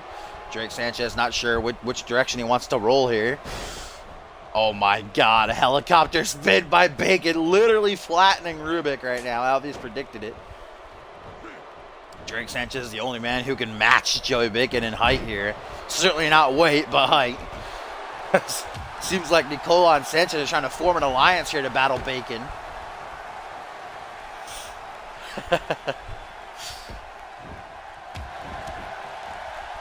Jurassic Park. Drake Sanchez, we know he likes to finish off his opponents with that last ride sit-out power bomb. Or rather, I think he uses the jackknife. It's Tito I'm thinking of that uses the last ride sit-out. Drake Sanchez likes the jackknife, which he might be trying to hit here. Rubik going to come over and save Bacon. Maybe some respect shown out as Rubik with a jumping DDT to Sanchez. Some momentum that Rubik could most definitely use here as he goes for the pin, but only a 2 count. After going to a double count out against Jay Davis at the top of the month and then losing via count out on Genesis, a tag match. Rubik most definitely needs a pin, but not going to take the advantage he has here, allowing Nikolai Ivanovic and Joey Bacon to get back to their feet. Back suplex! Oh no, I thought so. Nikolai tried for a back suplex on Big Ham, but paid for it dearly as Bacon now takes him to the outside. Drake Sanchez may be looking for a weapon or something. This is Extreme Rules. It means anything goes. There usually aren't disqualifications in a Fatal 4-Way, but there's been specific weapons placed under the ring just so that these 4 men can dismantle each other. Play on that imaginary trombone. I can see his real trombone is over here safe with me.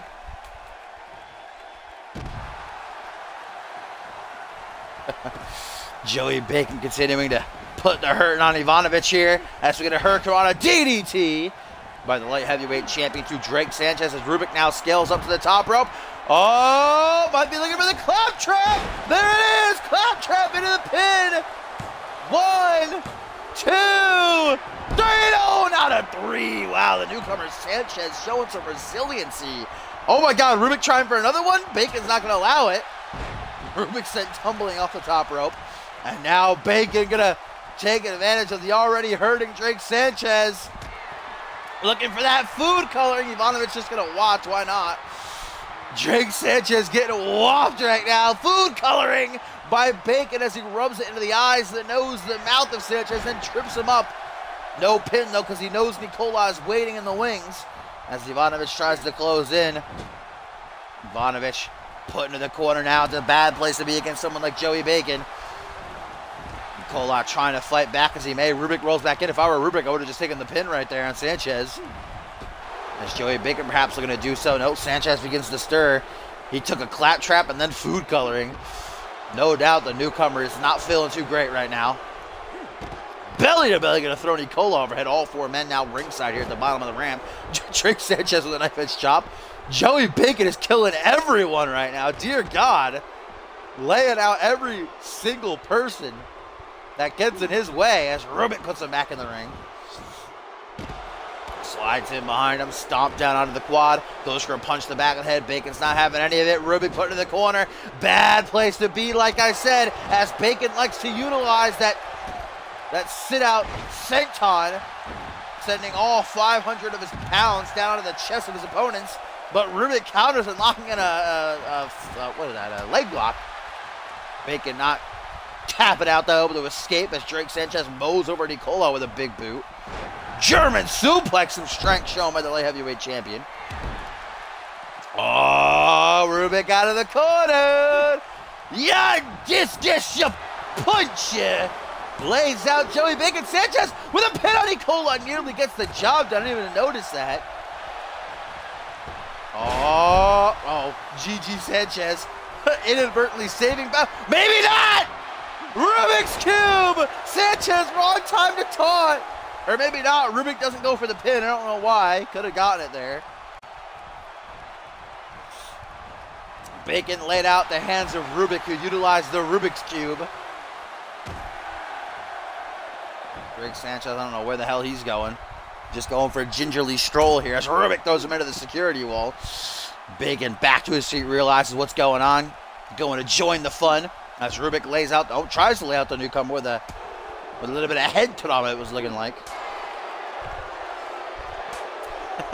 Just chopping the temples as Drake here of the light heavyweight champion runs right into a Japanese arm drag. Nicola is not having a good time in this match. He's hit like no offense.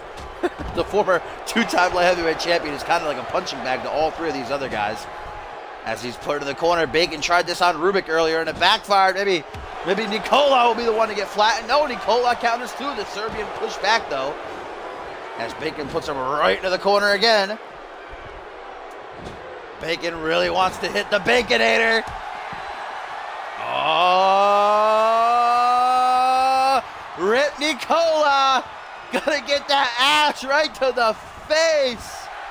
Good God, big ham.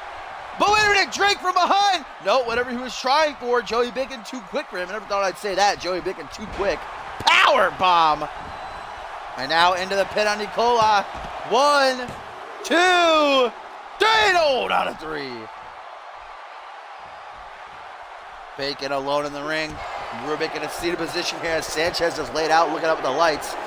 Nicola with a power bomb into the pin. 1, 2. Bacon kicks out into a Boston Crab. Dear God, look at his legs compared to Nicola. Oh, I thought Bacon tapped there. Instead he escapes. I thought Ivanovic about to get that huge clutch after doing nothing all match. Instead, though, Bacon able to survive. Oh, and there's a little bit of boot camp for the Serbian. The dispatchy of Rise. Sanchez closes in on Rubik. Irish Whip going to put him out in the apron, though. Sanchez with a punch to the face. Dragging him back in for a Hangman's DDT. Drops him right on the cranium. Joey Bacon going to follow through, looking for some of his own offense towards the light heavyweight champ. Irish Whip to the corner. Maybe looking for that Bacon. Oh, my God. Sanchez just destroying everyone there. Meanwhile, Ivanovic just taunting outside in the steps.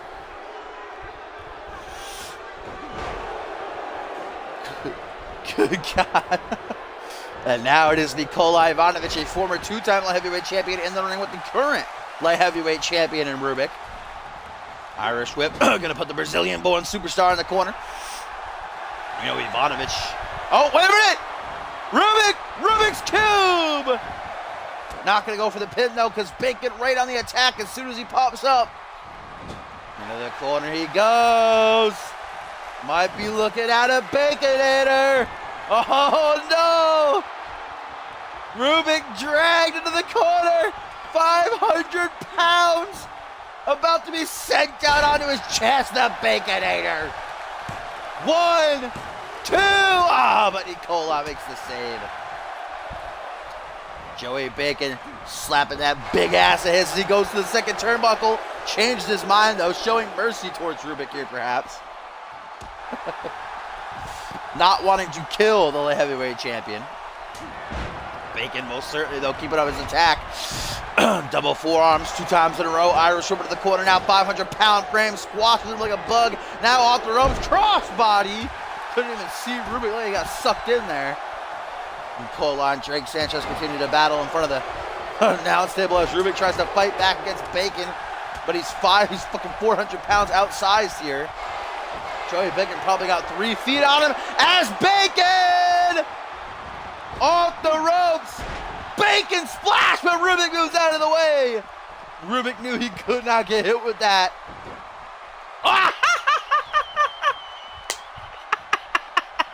Rubik collapses. Bacon capitalizes. 1, 2. Only a 2 count. What just happened there? He just collapsed. Rubik was like, nah, I'm done. I've never seen that before. He literally just got up and then fell. Oh, but Rubik letting us know he's all right. He's still got some fire left in him. Rubik sliding in and out of the ring. Not too sure if he wants to continue to target Bacon or not. A bit conflicted. Nikolai, you can see, grabbing at his head. That's not a good sign. Could be risking injury.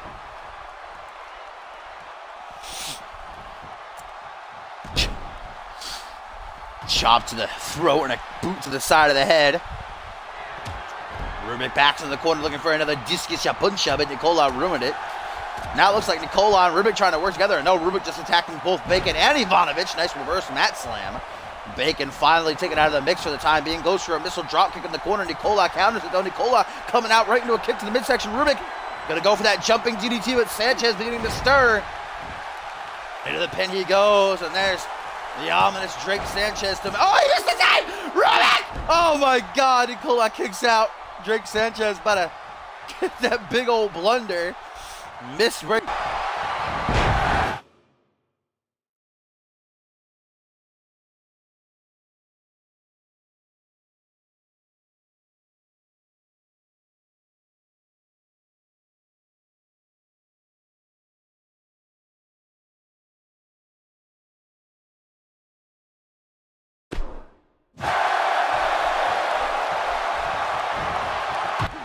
Vintage dashing, of course. Battery's got to die in the last match. Oh, shit! Rubik! Drake Sanchez takes out the garbage and himself. Nikolai just taunting as Drake Sanchez and Joey Bacon pass him by. Invisible force field surrounding the ring. Nikolai looking to capitalize on the hurt Rubik, who has taken so much damage in this matchup. Drake Sanchez sees his opening, puts Big Ham back in the ring. This is his opportunity. Nikolai Ivanovic following through though. Sanchez doesn't see him coming up from behind. Nikolai just gonna practice his walking here apparently. That force field still activated. There we go, finally able to slide through and then just puts Bacon right back to the outside. Nikolai Ivanovic misses a grapple. Joey Bacon caught in the crossfire. Rubik comes back in. Oh, Nikolai murdered. Rubik just comes back in and plays the imaginary trombone. Sanchez doesn't see Rubik come up from behind.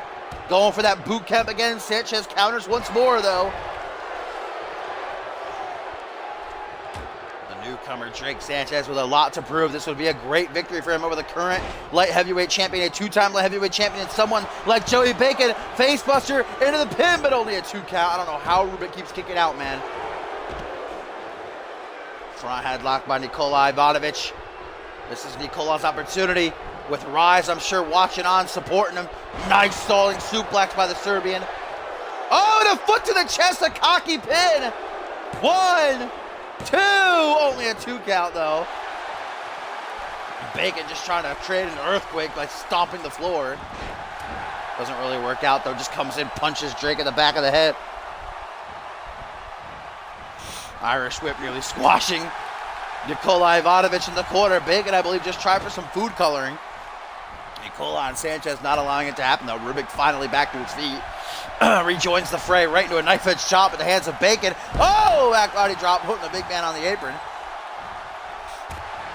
Joey Bacon not allowing Rubik to go for whatever he's going to try for there. Joey Bacon re-enters the ring. Drake Sanchez taking a nap ringside here. Rubik turning right around to a clap to the temples. Oh, Rubik! Another Rubik's Cube to the 500-pounder, this time into the pin, but Nikolai's right there. Able to break it up, the count of 1. Sanchez looking to throw Ivanovic overhead, but Ivanovic with a rake to the eyes, not afraid to utilize those dirty heel tactics, and it's legal in a match like this. Oh, Nikolai, he tried this. Oh, falling powerbomb to Sanchez. That's new from Ivanovic. Should have gone for the pin right there, if you ask me. Instead, wants to go and observe Joey Bacon slowly crushing Rubik's head between his hands. Those big, meaty claws. Oh! Wait a minute! Nicola with a perfect plex!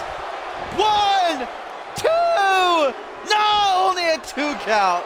Albius getting lucky with the voice cracks tonight. Oh, Rotom! Nicola! 1, 2! No! Getting the close calls, though. Nicola turns around right into a rotation neckbreaker. Joey Bacon is laid out. Drake Sanchez is laid out. Going for that face slam, but Joey Bacon intervenes.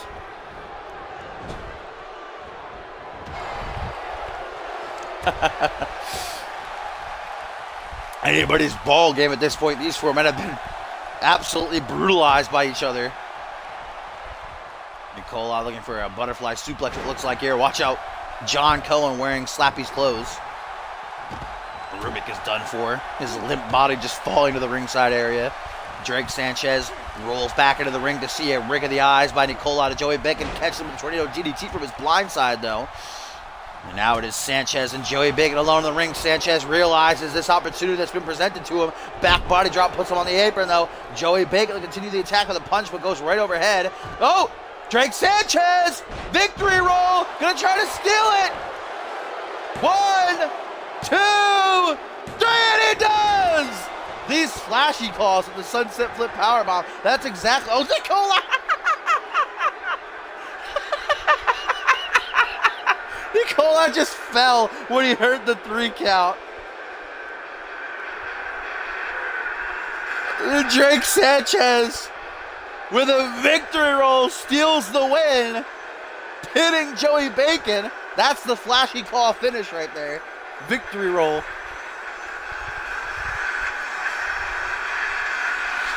Nicola got up, said, is the match still going on? Saw the 3 count and said, all right. Oh, we're not going to get a replay of it. Well, there it was, a victory roll. Big man to big man gets Drake Sanchez the win.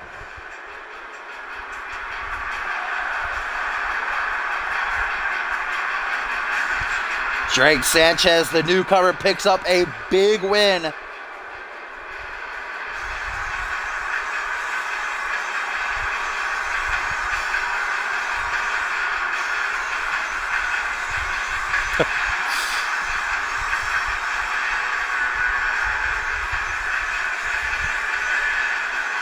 The flashy call finish. Victory roll from the apron. Gets him every time.